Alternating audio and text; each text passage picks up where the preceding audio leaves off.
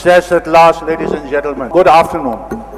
It's a rare privilege for me to be standing before you today and have the opportunity of Dr. Aikara. We went back and forth trying to fit this in, and I'm so grateful that it happened finally. And also I need to thank His Excellency the Governor of Andhra Pradesh, because he actually brought to the fore the subject that I brought before you. I was so grateful, and I don't know if this was by design or it happened anyway, that His Excellency chose to speak about values and ethics and a whole lot of other things. Let me begin by saying something that I've been feeling all along. I've been in the field of education for 20 years now. I come from an engineering background. It was a conscious decision for me to make this shift. But friends, I've always had this nagging feeling. I don't know how many of you have been having this nagging feeling. In spite of all the progress that we've been achieving. What progress? You just need to walk along these wonderful exhibitions that some of these people have got, technologies and content and whatnot. But we still go away with a nagging feeling that there is something missing. His Excellency the Governor touched upon that nagging feeling. After 3 days, if we can go back from here with that nagging feeling intact and more pronounced, I think we'll be better off for it. I believe that nagging feeling comes from our inability to do what we claim to be doing, addressing a holistic approach to our education, addressing the whole child. Let me begin by putting into perspective as to why I'm talking about all of this. Nothing new. Moral education, value education, we've all been doing that. But let me put it in perspective. These are issues before us. This is reality. These are aspects of human society that are affecting you and me. Now, the worrying point of it all is that none of this is going away. It's only increasing. Now, I've intentionally put corruption up there because it's a burning issue, because of the recent things that have happened, and it's really there, and it's not going anywhere, it's just getting bigger. I want to draw your attention to the last third point that I put there, increasing permissiveness. How many of us actually are conscious of this happening in our society? We are becoming permissive. We are allowing a lot of things that was unheard of 10 years ago. It's all right. It's all right. These things happen. Families breaking up, it happened. It's something that now we are reconciling ourselves to. Or a whole lot of things. Look at what is being blared out in media and in name of entertainment and so on and so forth. I think to me, this is one of the most worrying aspects of what's happening in our society. Permissiveness. Also, what does permissiveness do? We lull ourselves into inaction. All right, I can't do anything about this, so there's no solution for this, therefore I don't do anything about that. The subject that I've chosen, with the consent of the organizers, moral education, is in regard to what is happening around us. Not because it's a great thing to teach our children values, but as offering solutions to these problems. Now, the question is, what is the solution to these problems? Is it political? Many people choose to believe so. Corruption will go away if we have better laws. Is it so? Let's debate it. Who am I to disagree with that? But I believe laws are there to deal with things that go wrong. They don't prevent things from going wrong. Economic issues, social issues, the underprivileged classes, they are not being given a voice, they are not being given a chance to prove themselves. So do we need to have social systems? Do we have to have separate institutions? Do we have to have laws for them? Or really, these are all moral issues. For example, corruption. If I choose not to take a bribe or give a bribe, which is a moral decision I choose to make or not make, corruption goes away. And many other things. Social injustice and environment. We are messing up our environment today because of human greed. Now, greed is a moral thing. The unequitable distribution of resources and utilization by different communities and nations is a matter of greed. Now, greed is a moral issue. So I would like to suggest that it is time, once and for all, to make up our minds that as educationists at least, we don't have compulsions. We don't have political compulsions. Now, we are in the business of education. Now, business is not a nice word to use, but we are in the field of education. Let us make up our minds that perhaps moral education in a more bigger sense is something we should be looking at more seriously. Why do I say this? Is because there are really three major things that are going wrong. All these other things that I mentioned to you, they come from three things which are moral in nature. Unbridled materialism, His Excellency touched upon. We have created a materialistic society. This was not in Indian tradition and culture. We have aped the West. We have imbibed all their materialistic values, and this is what we have created. Education has become a tool for that, where it becomes another tool for us to make more money. Individualism and the pursuit of pleasure. Finally, it all boils down that I should be happy.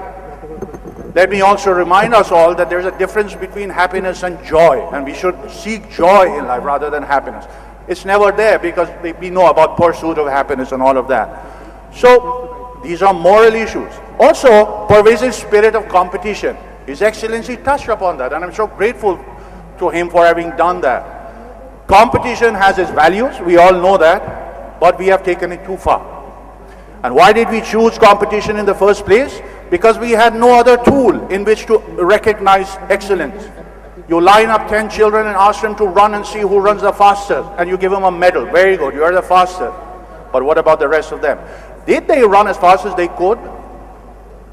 There's another paradox, that we use competition in all our institutions and learning systems, but at the end of this educational journey, we expect a unified, harmonious, cooperative society, which is not there. Something is wrong. If we want a cooperative and harmonious society, the seeds of it have to be sown in our schools. Therefore, what I suggest is that these issues stem from moral issues more than anything else. Now let me also please put in perspective before you that I do not wish to promote any false dichotomies. We often do that. A dichotomy of, you see, if you want to have academically sound schools where you get a whole lot of distinctions and 90%, then please don't talk about moral education, because we don't have time for any of those things. Or if you want an institution where you imbibe cultural values and traditional values and moral values, then there has to be some compromise on academics and these other things. This is a false dichotomy. What do you see when you look at me? Or what do you see when you look at one other human being? There are three aspects of everything that you see in an individual. Hands. These hands are for doing work. So you need to give me the skills and the capabilities in order for me to do something productive for me and for others. Education has to do that. I have a mind. I'm not talking about the human brain. It's something greater. Mind. The power of perception, of intuition, of thinking, of recollecting, of analyzing, evaluating, all of that, comprehending. That's something that has to be stimulated. ICSE schools are very good at that. We do it very well. Academics at the center stage of what we are doing. So that's in place. But there's a third aspect of human existence, and that's the heart. The human heart. The reservoir of human emotion. The reservoir and the generating impulse of ethics and values and principles that guide us in our lives. Now I ask you, how far are these balanced in our work in schools? I'm not the best judge of it, and I'm nobody to make that judgment here. You are. I run a school. I've been a principal for the past 3 years, and I can tell you it's difficult doing all of that, but we are trying. Now this is a holistic approach. If you're stimulating the hand, the mind, the heart, God bless you. I mean, that's something great, and His Excellency touched upon it. But please let us not get into false dichotomies that this or this. It cannot, because it's one human entity we are talking about. Now this is really the challenge. I just want to put before you what is happening in most cases. There are exceptions. I've seen some wonderful value education programs happening in schools. But in general, this is what is happening, which to me is a reason why it is not working. And it's not working so much that we have given up. We have given up, resigned ourselves to apathy, that well, it's not working, we can't do anything, so then God help us. Number one is that we cannot agree on a common set of values to teach our children. NCRT made a decision in 1990 that value education will have to be a universally applied approach in all schools. Since then, they have been arguing over which values? Constitutional values, traditional values, Vedic values, cultural values, religious values, what? Not very difficult to decide on this. Universal values. Everybody will agree that it's wrong to tell a lie. Honesty, kindness, generosity. A common set of values gets us started, but we have not been able to do that for decades. Unfortunately, value education begins and ends with a moral education book, which doesn't work. And on top of it, we give tests also to children. Now you have a value education test coming up. Does it work? I don't know. Disregard for related pedagogies. There are at different levels that children have to learn new skills. Not skills, they have to learn certain capabilities. If I had time, I would define for you what a capability is, because it's at the heart of what we do with our children. Give them capabilities that will get them forward in life. So there are pedagogies that you cannot ignore. At different age groups, different things need to be done with them. Untrained teachers. Again, this is a general statement, exceptions exist. A teacher, in most cases, who doesn't fit in anywhere else, either lands up in the library or moral education.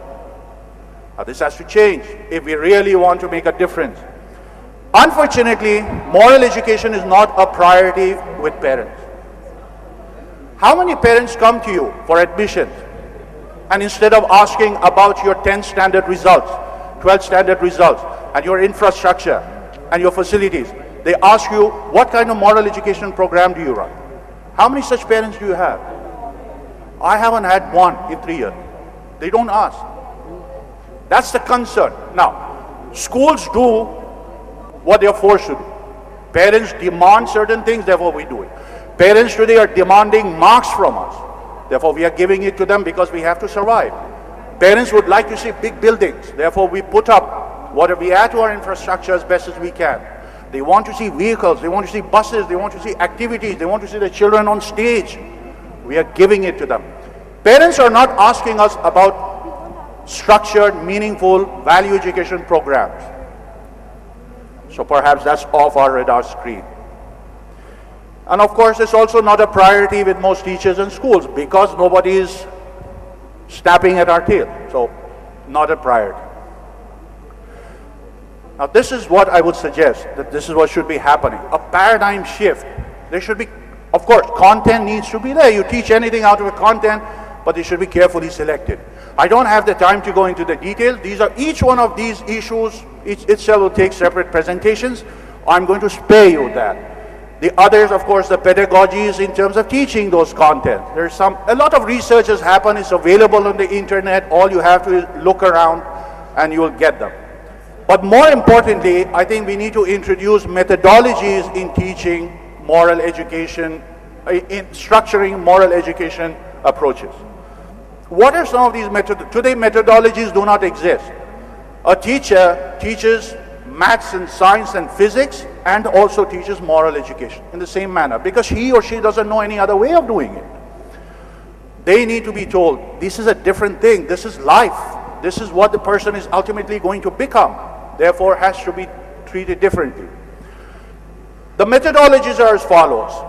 Integrated approach. You don't even need a book. The teacher decides, and there's some little bit of orientation required for this. I decide when I'm teaching math, I will bring little values and ethics into my teaching. History teachers are best suited to do this, to teach children lessons of our society, where we went wrong, therefore we had conflicts in the world. World wars were fought because of greed over patches of land. A whole lot of ethical and moral education points can be brought out by the history teacher. Maths, small children, addition means bringing people together in life. What does that do? Love, harmony, unity. You're teaching the concept of infinity. Talk about God. God is infinite. It really is not that hard. It's just a commitment that I want my children to be more conscious of ethical issues, and I figure out how to do it. You don't even need a separate moral education teacher anymore. That's one methodology that works very well if done well. Also, it has to be a comprehensive approach. Moral education program cannot start and end with a moral education teacher. Who is that first person that your student is interacting with in the morning? It's your bus driver. It's the conductor in the bus. Or is that watchman standing in front of your door? Not the principal or teachers, they come much later. Now this bus driver had a fight with his wife last night, is in a foul mood, and is using foul language in the bus. And the children, 30 of them sitting in the bus, are hearing all of that. And later on they come to school, and then moral education classes says we should use good language, kindly tongue, and all those kind of things. Will not work. Moral education, kindness to animals. School break, they go out, the gardener is hitting a dog with a stick. Why? Because he messed up his flower bed. What is it that's going to remain with these children? That 45 minutes of content-based session in the classroom, or what they are seeing in real life? Now, if you really want this to work, you have to bring everybody together and say, come on, enough is enough. We need to do up with our moral education program. Driver, conductor, watchman, these maid servants, all of you from today are going to become moral education teachers of my school. And this is what I expect from you. Because children learn more outside the classroom than they do inside. And there's n number of researches to actually prove that for us. Cooperative learning, if you do nothing else in school but introduce cooperative learning, children learn to cooperate. Now cooperation means a lot of things. It means I have to forego my own inclinations, I have to learn to sacrifice, I have to be generous with other people's ideas, I have to do many things. Cooperation is a wonderful thing to have. However, let me caution you, cooperative learning is not getting a bunch of children to sit together and do a project together. Because oftentimes they start fighting with each other, and the opposite thing is happening. Cooperative learning actually is a structured thing. It's a 5-year university course in America. There are two universities, there are two organizations, Keegan and Johnson, that spend 5 years teaching people how to carry out cooperative learning approaches. It's not a simple thing, it has to be learned. And of course there's cooperative games. Cooperative games are non-competitive. Nobody loses. And it's the responsibility of each participant to make sure that the other person wins. I have to make sure my other team members win. Nobody loses. And it's a difficult thing. So you are breaking that hard wiring into competition and bringing about these ethical things without even talking about ethics. But children learn. But they have to be learned. And of course, service. Service has to be at the heart of any approaches that we have. What does it take for any person to engage in real acts of service? Compassion, generosity, sacrifice, servitude, kindness, honesty, trustworthiness, a whole lot of it. So, can we assume that if a person dedicates himself to the path of service, that person is imbibing all these wonderful virtues one after the other? That's the answer. Little children, from childhood. Now, service not as something that we tell them to do because they feel good about themselves. No. Service is a real act of service in order to help other people who need that help, but in the process, I'm benefiting by that. It works very well. Now, there are two protagonists for moral education. There are two participants in this. Parents and the family, and of course, teachers and the school. Unfortunately, as I mentioned to you, parents don't see this as a priority right now. So who is there to answer this? Who is there who can do something about it? Fortunately or unfortunately, it's you and me. It has to be us. It cannot be anybody else. Parents either don't feel they have the time to do it anymore, especially big cities, or they don't know what to do. They create an environment in their schools, in the families and homes, where they hope that children will pick up the right values. But that's not good enough. So really the onus is on us. So my hope is that we can see this in a new light, this whole question of, and forgive me, I've been using values and ethics and morals, these terms interchangeably, but they are actually a little different, but let's keep it simple. Now this is what I would like to suggest that should happen. Teachers, the first thing, please give a lot of importance to value education programs in your schools. Many times in my own school, a teacher will come and say, sir, examinations are coming up. Can we cancel moral education and have more maths classes? How many of you have the same kind of situation? Support structured program. Yes, I'll finish fast, but there was some time that went in setting this up.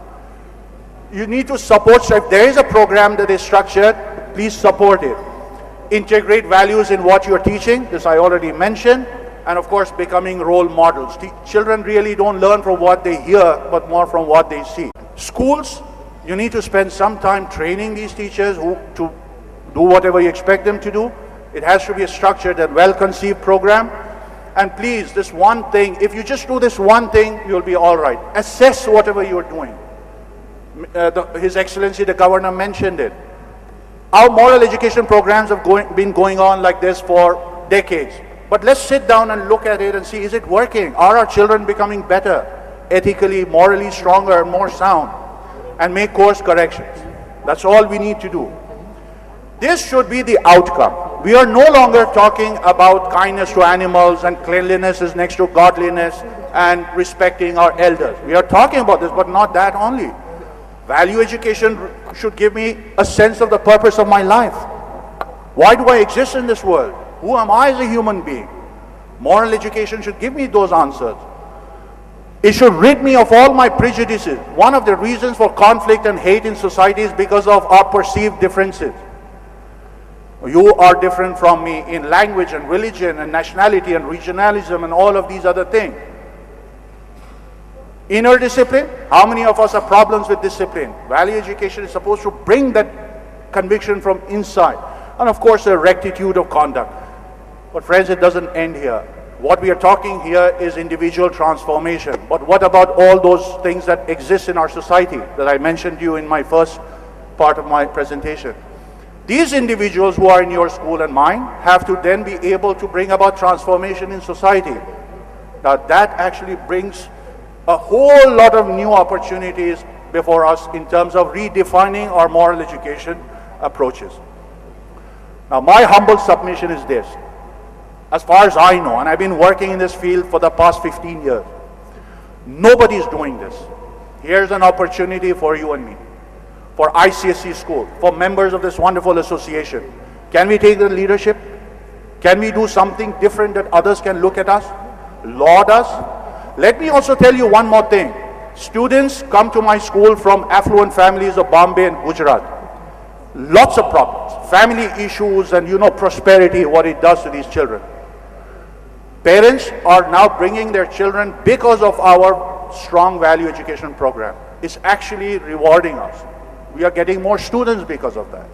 I assure you, you can create a USP for yourself.